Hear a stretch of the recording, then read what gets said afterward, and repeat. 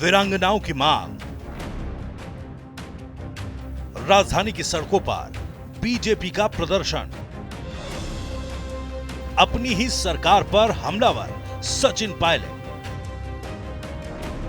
और अंत में सीएम गहलोत की गुगली। इन तमाम चीजों ने महज 12 दिनों के अंदर राजस्थान की राजनीति में भूचाल ला दिया। राजस्थान विधानसभा के गेट पर धरना प्रदर्शन से शुरू हुए इस मामले में अब सियासी पेंच फंसता जा रहा है।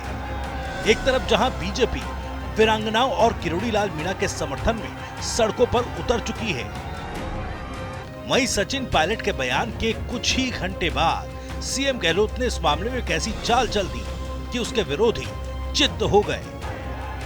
दरअसल राजधानी जयपुर में 11 मार्च को बीजेपी ने किरोड़ी लाल मीणा के समर्थन में और गहलोत सरकार के खिलाफ धरना प्रदर्शन किया। बीजेपी कार्यकर्ताओं ने सीएम आवास घेरने की कोशिश की, लेकिन पुलिस के बैरिकेड्स और झड़प के कारण वो वहां तक नहीं पहुंच पाए। लेकिन बैरिकेड्स के उस पार कूद जाने की जिद में प्रदेश अध्यक्ष सतीश पुनिया के पैर में चोट आ गई। विधायक मदन दिलावर झड़प के कारण बेहोश हो गए और कार्यकर्ता चोटिल। जयपुर की सड़कों पर बीजेपी का ये प्रदर्शन चल ही रहा था कि इसी बीच सीएम हाउस पर हलचल तेज हो गई। खबर ये आई कि सीएम गहलोत वीरांगनाओं से मिल रहे हैं, लेकिन मुलाकात के बाद वीरांगनाएं बाहर आईं तो तस्वीर साफ होती चली गई।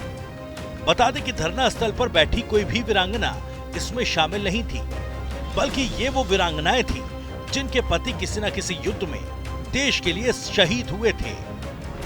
इन तमाम वीरांगनाओं ने सभी मुद्दों पर ठीक वैसे ही जवाब दिए जैसे कि सीएम गहलोत ने ट्वीट किया था, और पुलवामा शहीद के तीनों वीरांगनाओं की मांग को सिरे से खारिज कर दिया।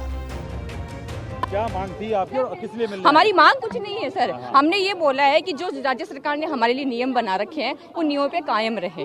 नियम चेंज करने की जरूरत नहीं है। बच्चों को मिलती है सर, जॉब मिलती है, बच्चों को खुद को मिलती है।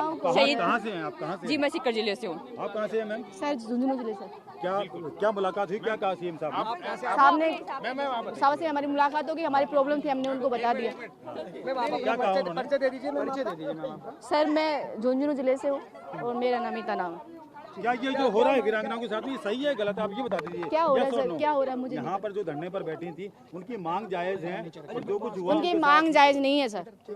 तो ये जो कुछ हो रहा है, जो कुछ हो रहा है यहाँ पर वीरांगनाओं के साथ, ये सही है गलत है? किसकी मांगे? बिल्कुल सही। ये बिल्कुल वो जो वीरांगना है ना वो गलत कर रही है। वो वीरांगना ने गलत किया है। भूखे हैं, हमारे बच्चे भूखे हैं, प्यासे हैं।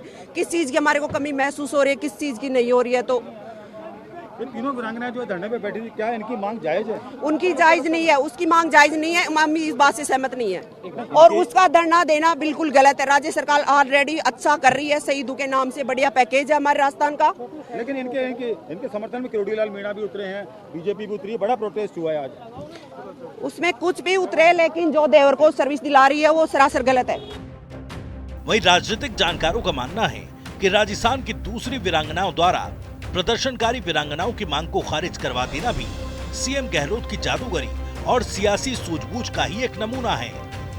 हालांकि सचिन पायलट और बीजेपी समेत कई नेता सीएम से जिद छोड़कर आंदोलन कर रही वीरांगनाओं से एक बार मिलने की बात कर चुके हैं, लेकिन सीएम ने उनसे मुलाकात नहीं की।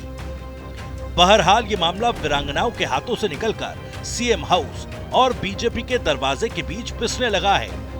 मतलब साफ है कि वीरांगनाएं और उनकी मांगे सियासत के मैदान में उम्मीदों की फुटबॉल बनकर रह गई हैं।